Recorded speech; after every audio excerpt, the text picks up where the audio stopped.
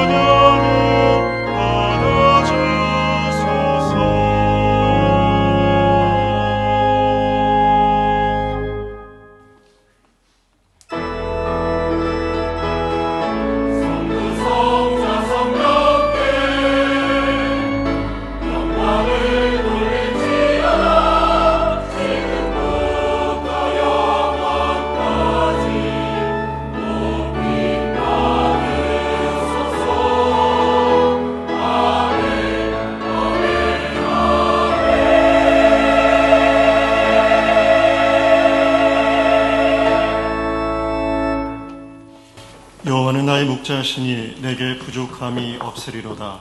아멘. 참 좋으신 아버지 하나님, 오늘도 변함없는 은혜로 주의 성산으로 인도하심을 감사합니다. 우리가 드리는 이 예배 중에 홀로 영광 거두어 주시고 주께서 부어주시는 은혜로 우리 영혼이 만족하게 하옵소서. 예수님의 이름으로 간절히 기도드립니다. 아멘.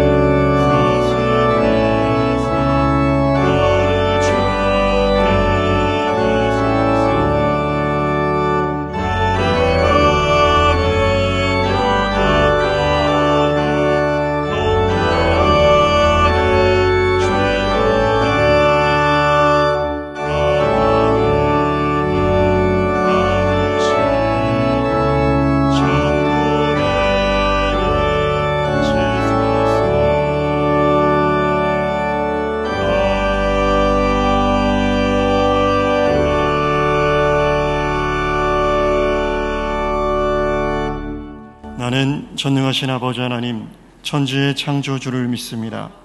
나는 그의 유일하신 아들, 우리 주 예수 그리스도를 믿습니다. 그는 성령으로 잉태되어 동정녀 마리아에게서 나시고 본토 빌라도에게 고난을 받아 십자가에 못 박혀 죽으시고 장사된 지 사흘 만에 죽은 자 가운데서 다시 살아나셨으며 하늘에 오르시어 전능하신 아버지 하나님 우편에 앉아 계시다가 거기로부터 살아있는 자와 죽은 자를 심판하러 오십니다. 나는 성령을 믿으며 거룩한 공교회와 성도의 교제와 죄를 용서받는 것과 몸의 부활과 영생을 믿습니다. 아멘.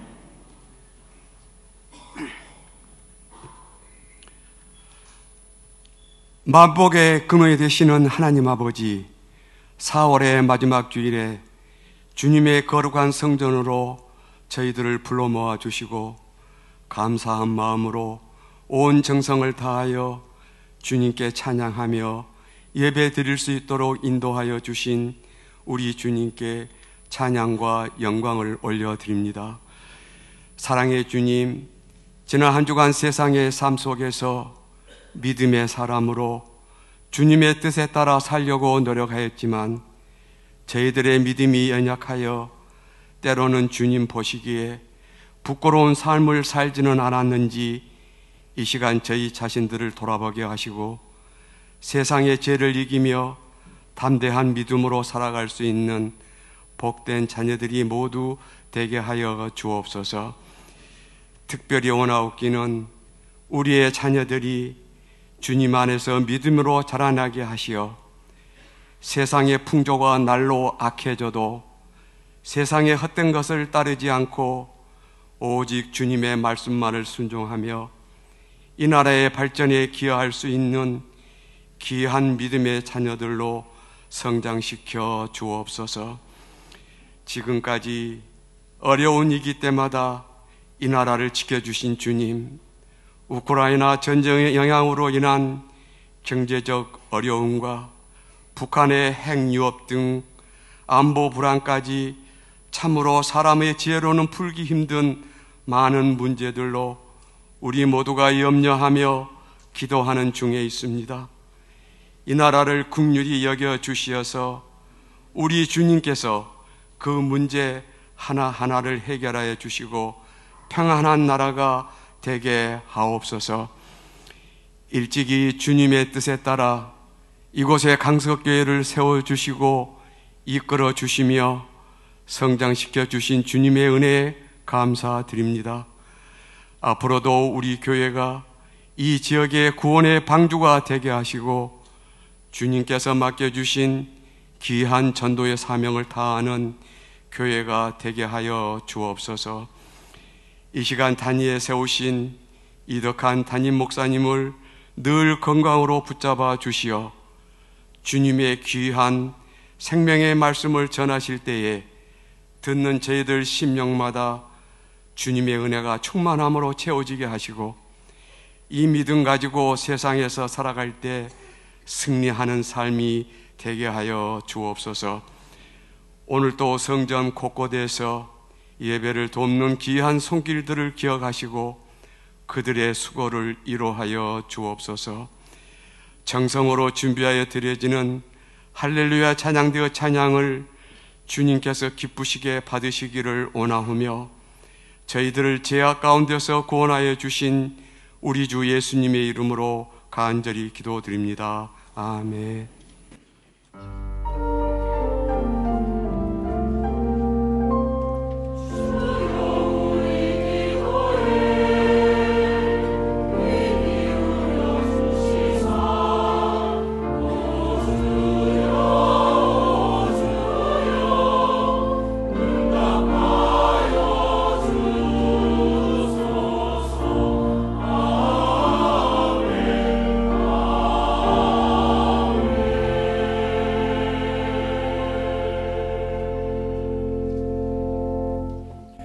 교회 소식을 말씀드리겠습니다. 오늘은 기관의 날입니다. 다음 주일은 어린이 주일입니다. 3부 예배에 유아 세례식이 있습니다.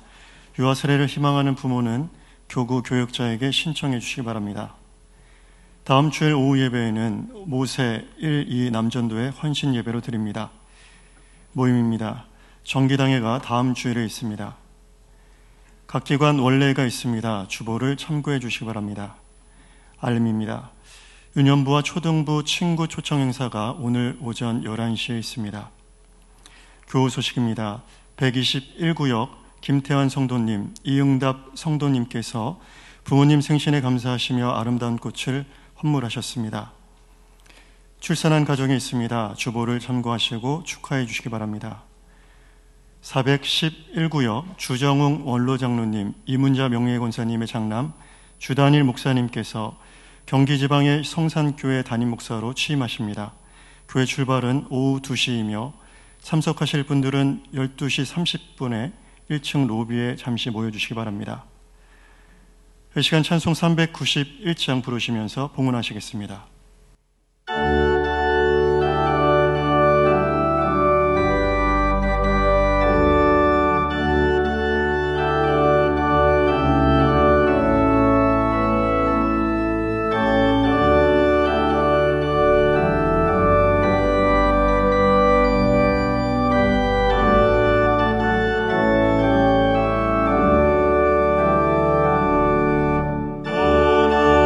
놀라운 것을 주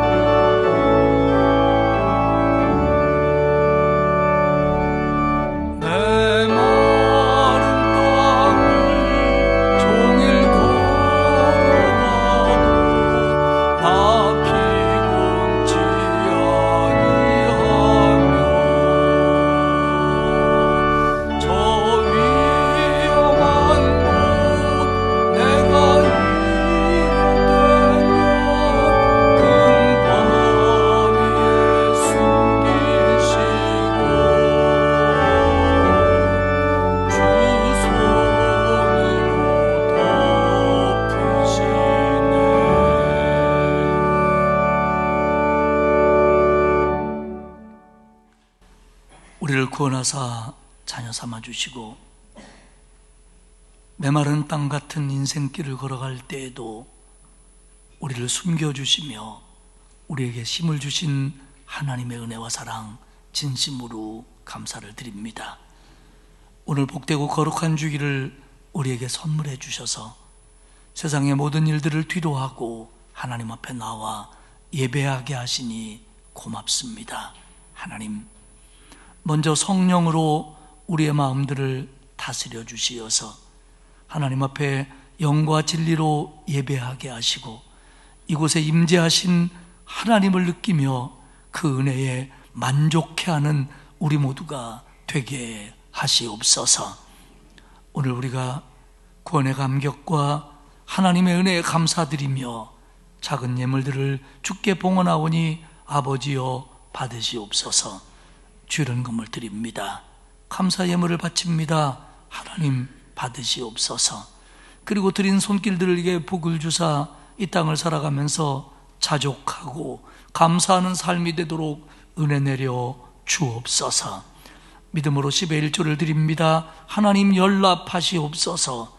그리고 그들에게 복을 주사 영육이 강건하게 하시며 풍성하게 하시며 충만하도록 하나님 책임져 주옵소서. 구제연금, 장학헌금, 국내외 선교원금을 드립니다. 사랑에 비친 마음으로, 복음에 비친 마음으로 드리는 예물이오니 아버지여 받으시고 쓰실 때에, 보내실 때에 하나님의 영광 드러나며 정말 하나님이 그토록 원하시는 영혼 구원에 아름답게 쓰여지는 물질들 되게 하시옵소서. 간절한 기도 제목을 담아 소원을 드리는 마음들을 흠양하시어서 하나님께서 응답으로 갚아주시고 곳곳 예물을 드리는 우리 젊은 성도의 가정을 축복하셔서 하나님께서 부모님들을 비롯한 가족들 모두에게 건강을 주시고 손대어 하는 일마다 복을 받게 하시옵소서.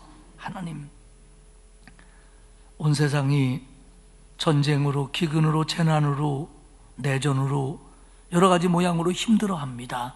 하나님 도와주시고 하나님만이 다스릴 수 있으며 하나님만이 고쳐줄 수 있사오니 고쳐주시고 또 코로나를 비롯한 여러 가지 전염병으로부터 인류를 하나님이 보호하여 주옵소서. 특별히 우리나라 여러 가지로 어려움이 많습니다. 정말 우리 손으로 어떻게 해야 될지 캄캄한 미래를 바라보는 것 같습니다.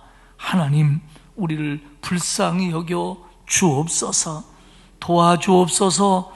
그리고 먼저 이 땅을 이끌어가는 지도자들에게 선한 양심을 주시고 하나님을 두려워할 줄 아는 지혜를 부어 주옵소서. 그래서 하나님의 공의가 강물처럼 흐르는 정말 하나님을 기쁘시게 해드리는 복된 나라가 되어 하나님의 축복을 누리는 나라 되게 하시옵소서. 하나님, 우리 교회가 정말 영혼을 구원하고 사람을 섬기고 하나님 앞에 영광을 돌리는데 최선을 다하게 하시고 이곳에 출입하는 자마다 젖먹이로부터 노년에 이르기까지 구원받아 하늘의 소망으로 살 수 있도록 우리 교회를 복되게 하시옵소서. 연로하신 어른들에게 건강을 주시며 가정에서, 요양원에서, 병원에서 치료받고 있는 성도들을 고쳐주셔서 또한 여러 가지 아픔으로 고통받는 성도들을 위로하시며 신유의 은혜로 온 성도들을 강건케 하여 주옵소서. 우리 아이들과 젊은이들이 꿈을 꾸게 하시며 그리스도 안에서 이루어가게 하시며 하나님의 좋은 일꾼들로 성장하게 만들어 주옵시고 직장과 사업과 경제적인 문제로 고통받는 이들에게 해결의 길을 하나님이 열어 주옵소서. 아버지 하나님, 이번 한 주간도 내가 살아가는 길이 메마를지라도 하나님 도와주시어서 질병과 사고와 위험으로부터 보호하시며 하나님이 열매와 해결을 주시며 기쁨과 감사로 살아가는 한 주간이 되게 하옵소서. 아버지 하나님, 오늘 이 예배를 통해서 우리에게 은혜 주실 줄 믿으며 예수님의 이름으로 기도하옵나이다. 아멘.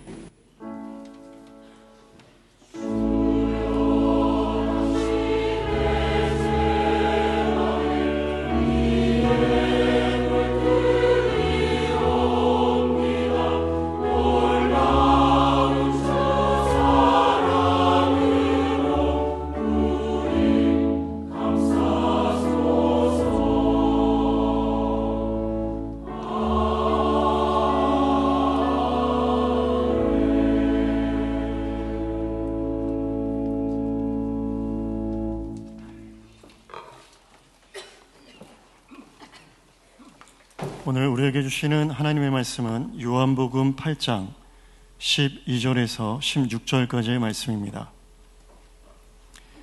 신약성경 158페이지에 있습니다. 봉독하겠습니다. 예수께서 또 말씀하여 이르시되 나는 세상의 빛이니 나를 따르는 자는 어둠에 다니지 아니하고 생명의 빛을 얻으리라. 바리새인들이 이르되 내가 너를 위하여 증언하니 내 증언은 참되지 아니하도다. 예수께서 대답하여 이르시되 내가 나를 위하여 증언하여도 내 증언이 참되니 나는 내가 어디서 오며 어디로 가는 것을 알거니와 너희는 내가 어디서 오며 어디로 가는 것을 알지 못하느니라. 너희는 육체를 따라 판단하나 나는 아무도 판단하지 아니하노라.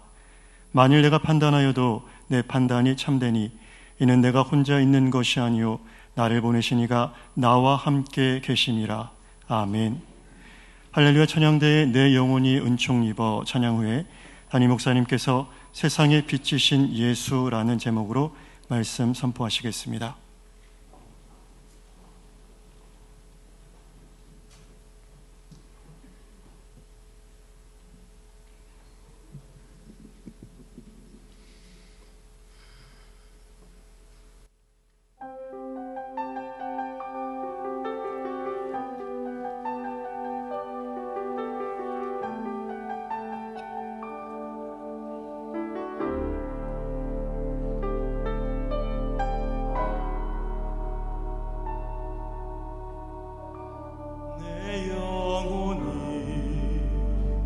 은총 입어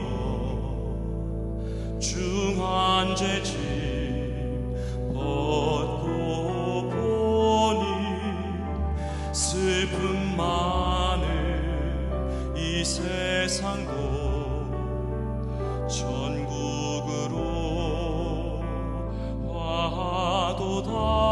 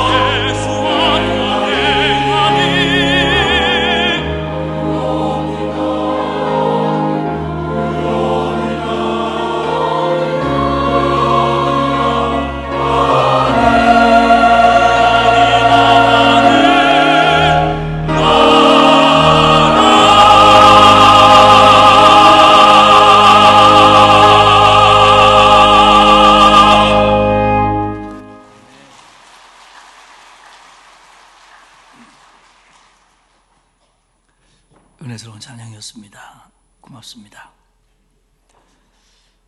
요한복음 8장 앞부분에는 서기관과 바리새인들이 음행 중에 잡힌 여자를 예수님 앞에 끌고 온 사건이 기록되어 있습니다. 그들은 이 여자를 끌고 와서 예수님에게 이 여인을 어떻게 심판하면 됩니까? 라고 물으면서 이 질문을 통해 예수님을 함정에 빠뜨리고 고발할 조건을 얻으려고 했습니다. 예수님께서는 이때에 너희 중에 죄 없는 자가 먼저 돌로 치라 말씀하셨고, 이에 양심의 가책을 느낀 거짓 증인들을 포함한 사람들이 하나둘씩 물러갔고, 예수님은 그 여자 죄인을 향하여 하시는 말씀이 나도 너를 정죄하지 아니할 테니까 가서 다시는 죄를 범하지 말라, 그렇게 말씀하셨습니다. 결국 이 일의 본질은 죄인인 여자를 통해서 예수님을 올무에 빠뜨리려고 했던 유대인 종교 지도자들의 계획이 실패했다라는 데 그 의미가 있습니다. 하지만 그들은 이것으로 그들의 마음을 정리한 건 아니었습니다. 유대인 종교 지도자들은 예수님을 죽이려는 마음은 여전했고, 아니 오히려 더 커져만 갔습니다. 하지만 예수님은 그들의 그런 마음을 다 아시면서도 성전에 가셨고 무리를 가르치고 하나님 나라를 전파하십니다. 왜냐하면 그것은 예수님의 사명이었기 때문입니다. 예수님의 이런 말씀 전파로 인해서 그 말씀을 듣고 예수님을 따르는 자들이 생겨나는가 하면, 여전히 그 말씀을 듣고 오히려 예수님을 더 죽이고 싶어하는 유대인 종교 지도자들과 따르는 무리들도 늘어갔습니다. 예수님은 말씀을 선포하시고 가르치시고, 반대자들은 그 말을 듣고 꼬투리를 잡고 공격하고 비난하고, 이런 싸움 아닌 싸움이 계속해서 반복됩니다. 예수님이 십자가에 달려 돌아가실 때까지 말입니다. 결국 유대인 지도자들은 예수님을 십자가에 달려 죽게 함으로 말미암아 이 싸움에서 자기들이 이겼다고 생각을 합니다. 어디 그들뿐입니까? 많은 사람들, 심지어는 예수님의 제자들과 예수님을 따르는 사람들까지도 예수님이 십자가의 죽음으로 그들에게 실패했다, 패배했다, 그렇게 생각했지만, 우리 예수님께서는 십자가에 달려 죽으시고 사흘 만에 부활하심으로 말미암아 예수님의 십자가가 패배요 실패가 아닌 우리를 구원하기 위한 승리의 십자가요 구원의 십자가임을 보여줍니다. 그렇게 되어가는 이 숨막히는 긴 시간들을 요한은 요한복음에서 빠짐없이 낱낱이 기록하고 있습니다. 오늘 8장 후반부의 얘기들 가운데 첫 번째 우리가 볼 주제는 세상에 비치신 예수입니다. 저는 이 요한복음 8장 12절을 요한복음에서 가장 핵심적인 말씀이라고 생각을 했고요, 올 한 해 동안 우리 교회의 마음에 걸어두면서 새기고 있는 말씀이기도 합니다. 12절입니다. 예수께서 또 말씀하여 이르시되 나는 세상의 빛이니 나를 따르는 자는 어두움에 다니지 아니하고 생명의 빛을 얻으리라. 나는 세상의 빛이니, 나는 세상의 빛이다. 요한복음에는 7개의 나는 무엇이다 라고 하는 예수님의 선언이 나옵니다. 에고 에이미, 나는 무엇이다, 나는 무엇이다. 요한은 이 예수님이 선언하신 7개의 선언이 요한복음을 이끌어가는 뼈대라고 생각하고 있습니다. 이미 6장에서 나왔던 예수님의 첫 번째 선언, 나는 생명의 떡이다. 오늘 본문에 나오는 두 번째 선언, 나는 세상의 빛이다. 그리고 10장에서 나오는 나는 문이다, 양의 문이다. 네 번째는 10장에서 나는 선한 목자다. 그리고 이어서 나는 부활이요 생명이다. 그리고 나는 길이요 진리요 생명이다. 그리고 마지막으로 15장에서 나는 참 포도나무이다. 나는 세상의 빛이다. 나를 따르는 자는 어둠에 다니지 않고 생명의 빛을 얻으리라. 6장에서는 예수님이 나는 생명의 떡이다 그랬고, 오늘은 나는 생명의 빛이다 이렇게 말씀하십니다. 떡과 빛은 생명에 절대적으로 필요한 요소입니다. 그러니까 예수를 구주로 믿고 따르는 사람들에게는 영적인 빛이 찾아오고 그 빛에 의해서 그 생명력이 참 생명이 된다, 라는 걸 예수님은 거침없이 가르쳐 줍니다. 빛은 요한복음에 있어서 굉장히 중요한 주제입니다. 세상은 절대적으로 빛이 필요하고 그 빛을 보고 그 빛을 알 수 있는 길은 예수님을 따르는 길이고, 빛 가운데 사는 사람은 변화를 받아 다시 어두움에 헤매이지 않고 빛 가운데 걸어가는 것은 결국 영원한 생명으로 이어진다. 이게 요한복음이 설명하고 있는 빛입니다. 근데 오늘 본문이 7장부터 말씀드린 것처럼 유대인의 3대 절기 중 하나인 초막절에 예수님이 예루살렘에 올라가서 전한 말씀으로 말씀을 드렸습니다. 성서학자들에 의하면 초막절에 여러 가지 전통 중에 하나의 전례가 있는데 뭐냐면, 그 성전에는 여러 개의 뜰이 있습니다. 그 중에 여인의 뜰이 있는데, 그 여인의 뜰은 이제 여인들까지 갈 수 있는 거죠. 그 여인의 뜰에는 4개의 금 촛대가 있었고, 초막절 동안 그 촛대 위에 불을 밝힌다는 겁니다. 그러니까 예수님은 바로 이 뜰에서, 이 불 켜진 촛대 앞에서 그 빛을 보고 있는 사람들에게 나는 세상의 빛이다 라고 선언하는 겁니다. 이 뜰만을 비치는 빛이 아니라, 예루살렘만 비추는 빛이 아니라 나는 온 세상을 비추는 빛이다, 나는 온 세상을 구원할 빛이다 라는 말씀입니다. 누구든지 나를 따르는 자는 어둠에 있지 아니하고 세상의 빛을 얻으리라. 요한복음 6장에서요, 예수님이 나는 생명의 떡이다 이렇게 말씀하셨습니다. 근데 보십시오, 이스라엘 백성들이 출애굽해서 광야에서 먹었던 게, 그들을 살게 했던 게 만나입니다. 떡입니다. 근데 이 만나는 일시적이었고 제한적이었고 한계가 있습니다. 그런데 너희 조상들은 이 만나를 먹고 광야에서 살았는데 나는 영원한 생명의 떡이다.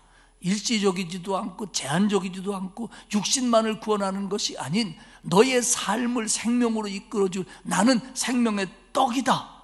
내게 오는 자는 결코 줄이지 아니하며 나를 믿는 자는 영원히 목마르지 않겠다라는 선언입니다. 오늘 본문에서는 초막절이 광야를 생각하는 절기라고 그랬잖아요. 광야에서 이스라엘 백성들을 이끌어가는 또 하나의 핵심, 불기둥입니다. 그 불기둥을 상징하는 그 촛대 앞에서 그 빛, 광야에서만 있었던 빛, 비추다가 초막절이 끝나면 사라질 빛이 아니라 나는 너희를 구원할 영원한 생명의 빛이다. 나를 따르는 자는 어두움에 있지 아니하고 생명의 빛을 얻으리라. 이렇게 말씀하고 계신 겁니다. 이스라엘 백성들이, 조상들이 광야에서의 생활을 기억하고 그 하나님이 광야에서 인도해 준 것을 기념하며 감사하며 그 은혜를 기억하기 위해서 지킬 이 초막절 절기, 그리고 그런 은혜로 자기들을 이끌어 줄 거라고 기대하는 이 초막절 절기에 주님은 말씀하시기를 나다, 내가 그 빛이다, 너희들을 구원하고 인도하고 영원한 빛으로 인도할 그리스도가 바로 나다, 오늘 이렇게 선언하고 있는 겁니다. 이 말을 들은 유대인 종교 지도자들이 가만히 있을 리가 없지요. 13절에 보면 이렇게 얘기합니다. 바리새인들이 이르되 네가 너를 위하여 증언하니 네 증인은 참되지 아니하다. 네가 너를 위해서 증언하니까 그 증언은 우리가 믿을 수 없다라는 겁니다. 바리새인들은 율법을 잘하는 사람들입니다. 그리고 율법을 잘 지킨다고 하는 사람들이고, 어쨌든 형식적이라도 모든 것을 율법의 잣대로 보려고 하는 사람입니다. 그들이 얘기하는 거예요. 우리는 안다. 모세의 율법에 신명기 등에 보면은 특별히 형사사건에 있어서 어떤 일에 있어서 증인은 2명 이상이 동일한 증언을 할 때 그 증인들의 증언이 증언으로서 가치가 있다는 겁니다. 이 사람들은 이거에 아주 꽉 갇혀 사는 사람이에요. 그런데 오늘 예수님의 얘기는 당신이 하는 말은 당신을 위한 증언 아닙니까? 그리고 당신이 혼자 얘기하는 거 아닙니까? 그런데 그걸 우리가 어떻게 믿습니까? 그리고 그건 증언으로 효력이 없는 겁니다. 결국 예수님의 말을 듣고 따르는 사람들이 생길까 봐 예수님이 율법의 잣대로 볼 때 저 증언은 참되지 않다라고 몰아붙임으로 말미암아 예수님의 증언의 내용이 참되지 않다라고 이들은 부각시키려고 하고 있는 겁니다. 예수님이 자기 자신에 대해서 스스로 증언하는 건 증거로 채택될 수가 없다는 겁니다. 증거력이 없다는 겁니다. 정말입니까? 우리 예수님은 전지전능하시고 참되신 하나님의 아들 예수 그리스도입니다. 그분의 말씀은 참되지 않은 게 없어요. 그러자 예수님은 바리새인의 공격에 두 가지를 지적하십니다. 첫째는 예수님은 스스로 증거할 자격이 있는 분이다. 거기서 얘기하는 그런 거하고는 다른 분이다. 두 번째는 예수님이 증거하는 증거는 근거가 없는 증거가 아니라 하나님께서 예수님에 대해서 증거하고 계시다. 이렇게 반격을 합니다. 그래서 14절에 말씀하시기를 예수께서 대답하여 이르시되 내가 나를 위하여 증언하여도 내 증언이 참되니 나는 내가 어디서 오며 어디로 가는지를 알거니와 너희는 내가 어디서 오며 어디로 가는 것을 알지 못한다. 들어봐라. 나는 내가 어디서 왔으며 어디로 가는지 나는 안다. 너희는 내가 어디서 왔으며 어디로 가는지 모른다. 그러므로 너희들이 내가 하는 말에 대해서 이렇다 저렇다 말할 자격이 너희들은 모르기 때문에 그 자격이 너희에게는 없다. 이렇게 말씀하십니다. 요한은 요한복음을 시작하면서 이렇게 얘기했습니다. 요한복음 1장 4절에서 그분 안에 생명이 있었으니 이 생명은 사람들의 빛이다. 그리고 1장 5절에 말하기를 빛이 어두움에 빛이 돼 어두움이 깨닫지 못하더라. 이렇게 예수님의 하신 사역 전체를 놓고 처음에 서론에 설명하길 예수님은 빛이셨는데 어둠을 비쳤는데 어둠들이 예수님을 못 알아봤다. 이렇게 전제하면서 시작을 했어요. 사랑하는 여러분, 예수님은 빛이십니다. 여인의 뜰만 비추는 그런 촛대 정도가 아니라 온 인류에게 비치는 생명의 빛이십니다. 어둠에 다니던 자들이, 어둠에 헤매던 자들이, 어둠에 갇혀있던 자들이, 어둠에 빠질 수밖에 없었던 자들이 예수를 믿고 따르면 참 생명을 얻고 어둠이 아닌 빛의 길, 밝은 길로 걷게 됩니다. 그렇기 때문에 예수님은 내가 빛이다, 나를 믿고 따라와라, 그렇게 말씀하시는 겁니다. 할렐루야. 우리 모두가 우리의 빛이신, 우리의 생명의 빛이신 예수 그리스도를 믿고 따르는 일에 주저함이 없기를 주님의 이름으로 축복합니다. 두 번째 얘기는 심판자이신 예수님입니다. 15절과 16절에 보면 너희는 육체를 따라 판단하나 나는 아무도 판단하지 아니하노라. 만일 내가 판단하여도 내 판단이 참되니 이는 내가 혼자 있는 것이 아니요 나를 보내신 이가 나와 함께 계십니다. 너희는 사람들을 판단할 때 너희들이 나를 볼 때도 육체에 따라 판단한다. 육체에 따라 판단한다. 사람의 제한적인 관점으로 본다. 그런 뜻이고, 그래서 파생된 의미는 그래서 잘못된 판단을 한다, 이런 뜻입니다. 너희들은 잘못된 판단을 한다. 그러나 나는 아무도 판단하지 않는다. 나는 잘못된 판단을 하지 않는다. 육체에 따라 판단하지 않고 제한된 관점으로 판단하지 않고 잘못된 판단으로 판단하지는 않는다. 여러분, 그 예수님이요, 이 심판주라고 할 때 그들은 예수님이 하신 말씀에 문제가 있다고 생각을 해요. 왜냐하면 요한복음 3장 17절에서 주님이 하나님이 그 아들을 세상에 보내신 것은 세상을 심판하려 함이 아니요 그로 말미암아 세상을 구원받게 하려 하십니다.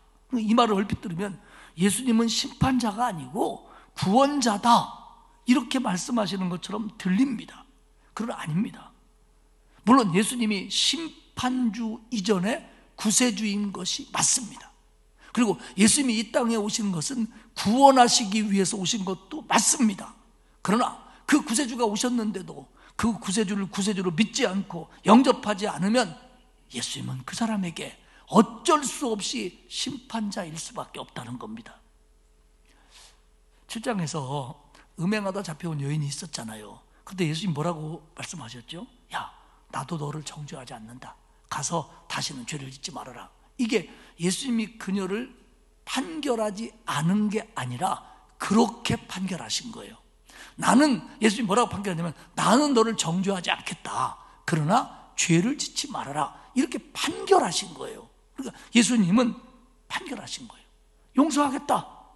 용서하겠다. 죄 짓지 마라. 이렇게 판결하신 거예요. 예수님이 15절과 16절에서 얘기하시는 게 뭐냐면, 나의 판단은 니네 판단하고 달라서 내 판단은 맞아, 내 판단은 참돼. 왜냐하면 이게 나 혼자 하는 게 아니라 하나님과 함께 하는 거야.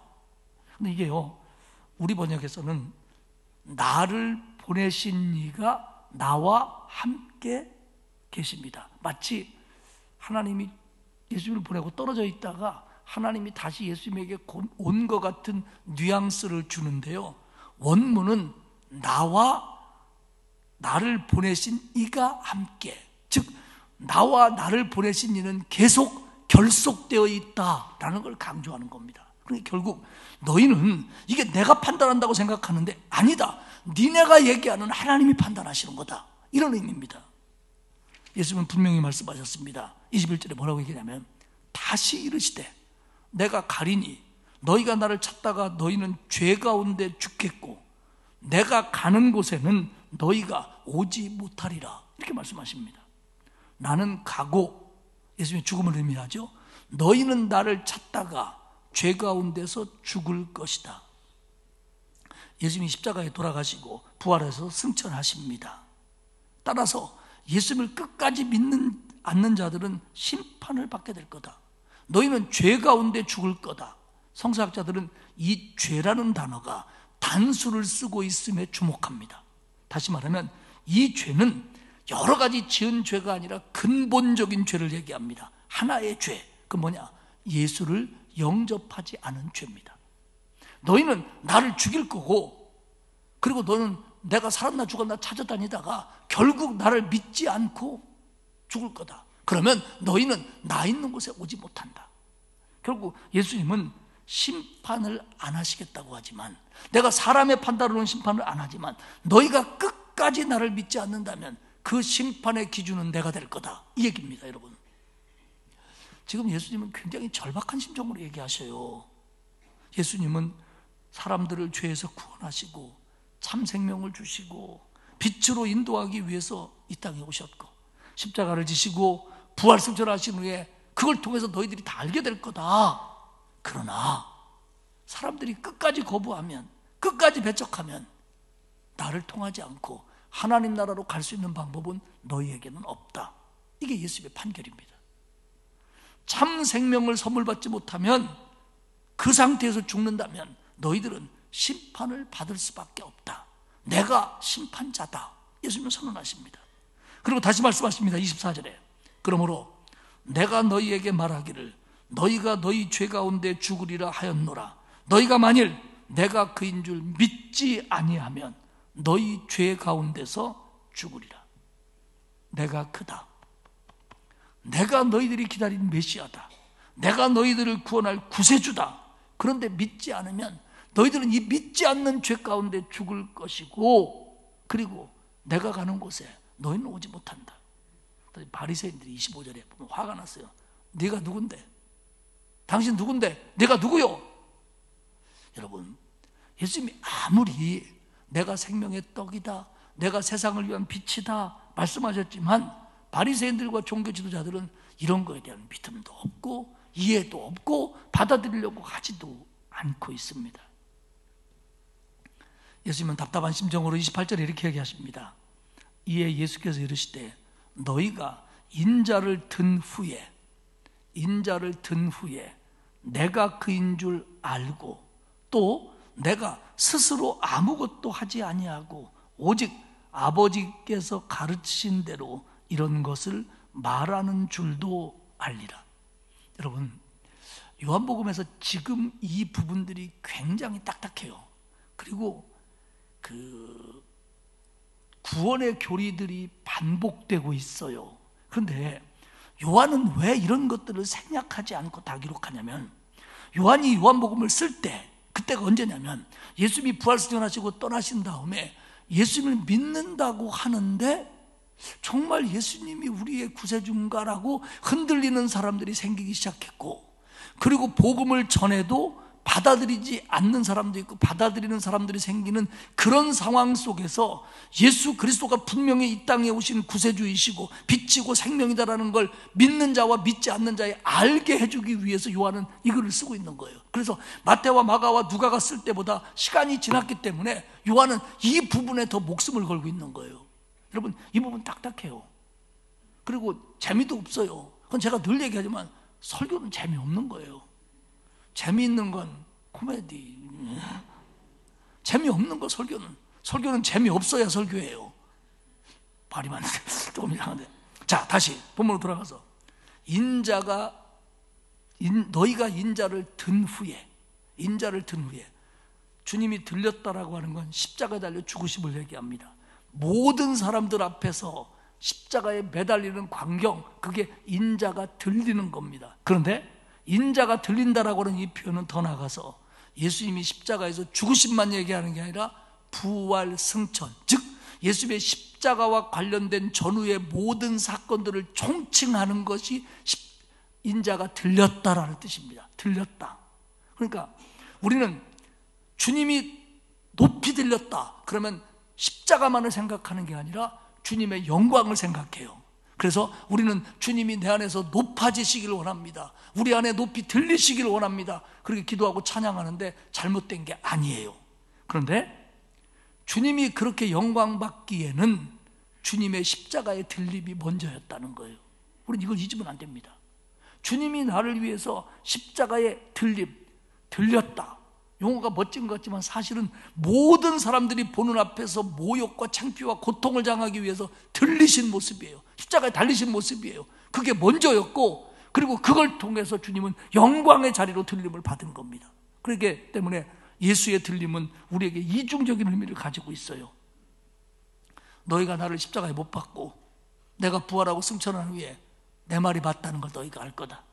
그리고 나는 이 모든 일들이 내 뜻대로 한 게 아니라 하나님의 뜻이라는 걸 너희가 알게 될 거다. 사랑하는 여러분, 심판자이신 예수님이 몸소 죄인이 되고 몸소 피고가 되고 십자가에 달리셨습니다. 벌을 줘야 될 심판자가 그들에게 벌을 받고 십자가에 달려 죽으신 거예요. 이게 예수님의 들림입니다. 이걸 통해서 예수님은 영광 가운데 들리셨고 그분이 메시아임을 우리들에게 보여주시고 믿는 우리에게 구원을 베풀어 주신 겁니다. 할렐루야. 이 모든 게 하나님의 뜻이었고 하나님의 은혜였고 하나님의 계획 안에 이루어졌다는 걸 너희가 알게 될 거다. 이런 말씀입니다. 사랑하는 여러분, 예수님은 심판주이십니다. 심판의 기준은 하나입니다. 단 하나의 죄, 예수를 구주로 믿었느냐 그렇지 않았느냐는 겁니다. 모리스는 이런 얘기를 해요. 믿음은 복음에 대한 지적 동의만도 아니다. 믿음은 그리스도에 대한 올바른 인식이 없는 감정적인 느낌만도 아니다. 믿음은 먼저 예수 그리스도에 대한 올바른 인식이고 그 사실을 믿음이고 그 믿음으로 어둠이 아닌 빛의 길을 걸어가는 것이다. 이렇게 설명합니다. 즉 믿음은 예수님이 십자가에 달려 돌아가셨대. 믿으면 구원받는데 라는 걸 동의한다고 그래서 안다고 그래서 믿음이 아니라는 거예요. 그러나 그것도 모른 채 믿는다고만 해서 믿음도 아니라는 겁니다. 그걸 알고 믿고 그 말씀을 빛으로 따라가는 거, 이게 믿음이라는 겁니다. 할렐루야. 여러분 모두에게 그런 믿음이 있기를 축복합니다. 오늘의 말씀은 빛이신 예수 그리스도를 거절하는 사람은 어둠 속을 걷다가 끝까지 거절하면 결국 영원한 어둠 속에 빠진다는 겁니다. 그러면 그 영원한 어둠, 영원한 멸망에 빠지면 다시는 예수님이 있는 곳으로 올 기회가 없다는 겁니다. 이게 오늘 예수님이 나는 너희들을 판단하지 않는다라고 하면서도 예수님이 심판주이심을 말할 수밖에 없는 이유였다고 하는 겁니다. 마지막 얘기는 자유롭게 하시는 예수입니다. 바리새인을 포함한 유대 종교주자들은 예수를 공격합니다. 비난합니다. 예수님은 꿋꿋하게 하나님 말씀을 전합니다. 그러다 보니까 그 중에는 믿는 사람도 생기고 반대하는 사람도 생깁니다. 8장 32절과 32절에 보면 그러므로 예수께서 자기를 믿는 유대인들에게 이르시되 너희가 내 말에 거하면 참으로 내 제자가 되고 진리를 알지니 진리가 너희를 자유롭게 하리라. 너희가 참 내 제자가 되는 방법은 거하는 거다. 거하는 거. 내 말 안에 거하는 거다. 여기서 거한다는 말은 어떤 특정한 장소에 영원히 거주한다는 의미입니다. 그러니까 제자는 예수님의 말씀 안에 영원히 사는 사람, 예수님의 가르침 속에 영원히 사는 사람. 그러면 예수님의 말이라는 것은 예수님의 가르침뿐만 아니라 예수님의 인격, 사역, 모든 겁니다. 그렇기 때문에 참제자는 뭐냐? 예수님 안에 영원히 거하는 사람이 참제자라는 겁니다. 그러면서 우리가 잘 알고 있는 말씀을 해요. 진리를 알지니 진리가 너희를 자유케 하리라. 자유롭게 하리라. 진리가 뭡니까? 누가 그러더라고요. 진리는 질리는 거래야. 근데 그거 아닙니다. 진리는 예수 그리스도의 복음입니다. 복음. 그러니까 예수 그리스도의 복음을 통해서 주님의 은혜와 사역을 통해서 우리가 자유롭게 된다는 겁니다. 여기서 자유는 구원과 동등된 개념입니다. 전적으로 하나님이 주시는 자유, 영적인 자유, 구원입니다. 바리새인들이 발칵해요. 발끈해요. 아니, 우리가 아브라함의 자손인데 우리는 남의 종된 적이 없는데 뭘 우리를 자유롭게 한다는 말입니까? 이 유대인들은요, 예수님 당시에도 고집스럽게 자기들이 아브라함의 자손이라는 걸 붙들고 있어요. 왜요? 하나님이 아브라함의 자손을 통하여 복을 주신다고 그랬기 때문에 자기들은 아브라함의 자손이라는 거예요.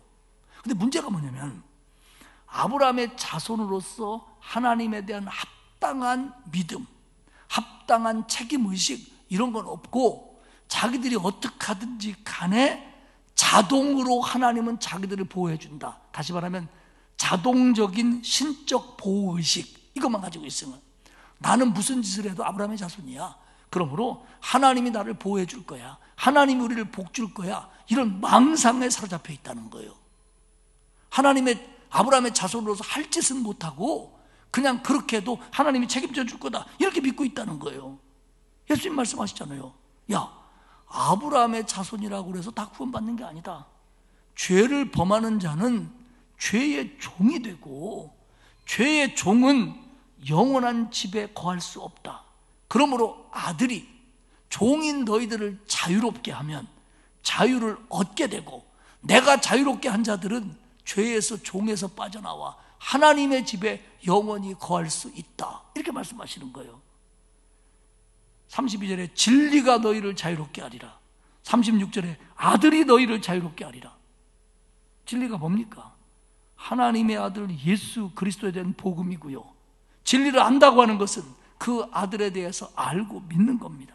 결국 아들이신 그리스도가 그분을 아는 믿음을 통해서 인간을 죄로부터 자유케 해주신다는 겁니다. 그렇기 때문에 바울은 갈라디아서 5장 1절에 그리스도께서 우리를 자유롭게 하려고 자유를 주셨으니 그러므로 굳건하게 서서 다시는 종의 멍에를 매지 말라 이렇게 말씀하셨습니다. 지금 바리새인들이 율법을 지킨다고 하지만 사실 율법에 매여 있는 거예요. 죄에 매여 있는 거예요. 이걸 풀어주려고 주님이 오셨으니까 너희는 종의 멍에를 매지 말라는 겁니다. 이런 말이 있습니다. 여러분들은 아실지 모르겠지만 사람이 술을 먹는데 졸다가 눈이 반짝 뜬 사람이 계셔요. 술을 먹는데 처음엔 사람이 술을 먹는데요. 그러다가 그 다음에는 술이 사람을 먹고는 다음인데 처음에는요 사람이 술을 먹고 여러분 이거 전혀 모르는구나. 나는 어떻게 알았을까? 사람이 술을 먹고 그 다음에는 술이 술을 먹고 마지막에는 술이 사람을 먹는데 외우세요. 이걸 대입하면요 처음엔 사람이 죄를 짓습니다. 내가 죄를 져도 되고 안 져도 되고 이렇게 할까 저렇게 할까 내가 선택하는 것 같아요. 사람이 죄를 짓습니다. 그 다음엔 이 죄가 내 안에서 커가지고 그놈이 지가 죄를 짓습니다. 그리고 마지막에는 그 죄가 사람의 주인이 되어버립니다. 그러니까 결국 나중에는 죄의 종이 되어서 죄가 시키는 대로 하고 죄가 끌고 가는 대로 끌려다니는 거예요. 못 빠져나오는 거예요. 여기서 죄를 사탄이라고 이해해도 돼요. 그러니까 이미 죄의 종이 되어버렸기 때문에 죄에서 못 빠져나오는 거예요. 근데 주님은 내가 너희를 그 어둠 속에서 빼내주겠다. 나는 생명의 빛이다. 나를 믿어라. 나를 따라오라. 내가 너희를 자유케 하면 너희들은 죄에서 자유함을 얻을 수 있다. 여러분, 사람은요 스스로 자기 죄를 해결 못합니다. 왜? 우리는 죄인이니까요. 그런데 하나님이 주님을 통해서 우리를 의롭다 하시고 우리를 그 죄에서 빼내어서 빛으로 끌고 가시겠다는 거예요. 우리가 할 수 있는 일은 뭐냐? 그 예수를 믿고 따르는 것뿐입니다. 사랑하는 여러분, 이 문제는 심각한 문제입니다. 우리를 이 문제에서 해결할 수 있는 분은 예수 그리스도밖에 없어요. 주님이 이 얽매인 죄로부터 우리를 구원하기 위해서 그 죄값을 치렀잖아요. 그 죄값이 뭡니까? 벌이잖아요. 벌 중에 제일 센 건 죽음이잖아요. 주님이 우리 모두의 죄값을 지시고 벌 받아서 죽으신 거예요. 그러면서 우리를 그 벌에서 빼내준 거예요. 우리는 그 사실을 믿고 그 사실을 감사하고 그분을 따르면 다시는 그 종의 자리에 들어가지 않아도 되는 거예요. 그러나 이 자리에 있으면서도 끝까지 주님의 구원성을 무시하고 따르지 않을 때 영원히 멸망할 수밖에 없다는 게 예수님의 말씀입니다. 사랑하는 여러분, 우리가 이 얘기를 반복적으로 들을 때 왜 교회 가면 맨 그런 얘기만 하나 그러는데, 여러분, 교회는 그런 얘기하는 곳이에요. 그리고 훗날 우리가 하나님 앞에 서는 날 이 부분에 대해서 분명한 믿음이 있었느냐 없었느냐, 그 믿음을 가지고 살았느냐 안 가지고 살았느냐는 결정적인 걸 바꿔놓는 거예요. 그렇기 때문에 아마 여러분은 주님 앞에 서는 날 제 생각이 날 겁니다. 진리를 알지니 진리가 너희를 자유롭게 하리라. 복음을 알지니 복음이 너희를 자유롭게 하리라. 예수를 믿을지니 예수가 너희를 자유롭게 하리라. 할렐루야. 여러분, 진리는요, 예수 그리스도를 믿는다고 하는 거, 그리고 그분 안에 거한다고 하는 건요, 우리가 흔히 범할 수 있는 믿음의 오류들, 즉 사람들 관계 사이, 사람들의 관계에 의한 믿음들, 자신의 의에 의한 믿음들, 혹은 따뜻하고 편안한 분위기 속에서 느껴지는 기분 좋은 감정들을 믿음이라고 생각하는 믿음들, 이런 잘못된 모든 믿음으로부터도 우리를 건져주시며 자유케 하실 겁니다. 여러분 기억하십시오. 진리는 뭐냐? 믿음의 행위가 아니라, 믿음의 행위가 아니라 우리가 믿는 믿음의 대상이 우리에게 영원한 생명을 준다는 사실입니다. 진리가 뭐냐? 복음이 뭐냐? 우리의 행위가 아니라, 우리의 모습이 아니라, 우리의 자격이 아니라 내가 믿는 그분이 내게 생명을 주시고, 내가 믿는 그분이 내 안에 오셔서, 내가 믿는 그분이 나를 빛으로 인도하셔서 거기까지 끌고 가신다라는 게 진리이고 우리가 붙잡아야 될 믿음입니다. 할렐루야. 이 믿음이 없으면 내 행위를 믿게 되고요, 그리고 내 헌신에 의해서 모든 걸 판단하려고 하고요, 심지어는 내 마음에 드는 생각만 가지고도 좋은 신앙이라고 착각을 하는 겁니다. 구원은, 생명은, 빛은 그분이 주시는 거예요. 그렇기 때문에 우리는 그분을 믿어야 되고, 그분께 감사해야 되고, 그분과 함께 해야 되고, 그분을 따라가야 되는 겁니다. 할렐루야. 이게 구원입니다.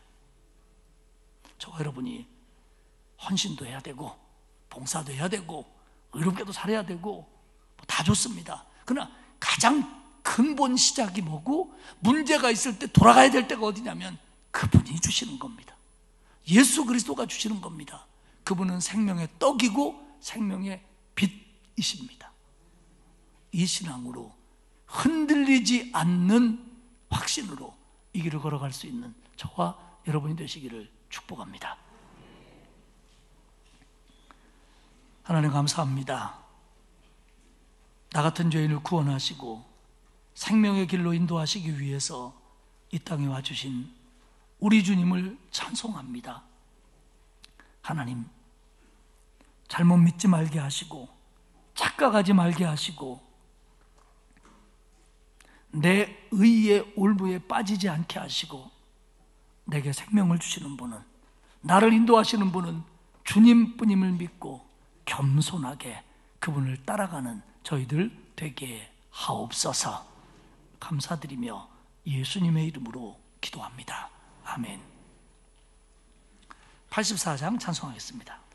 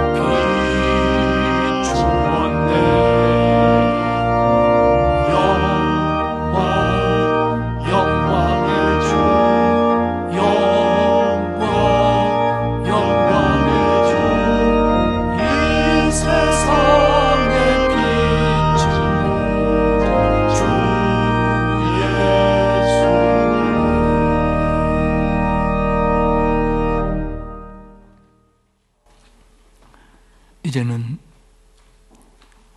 빛으로 내게 오셔서 나를 구원하시고 빛으로 인도하시는 우리 주님 예수 그리스도의 은혜와 하나님 아버지의 크고 넓으신 사랑하심과 성령님의 감화감동 위로 교통하시는 역사가 나는 부족하지만 내게 생명 주시는 분 그리스도 예수만을 믿고 그분을 따라갈 것을 굳게 다짐하는 온 성도들 머리머리 위에와 그 가정과 자녀와 일터 위에와 그리고 우리 교회와 이 나라 위에 이제로부터 영원까지 함께 하옵시기를 간절히 축원하옵나이다. 아멘.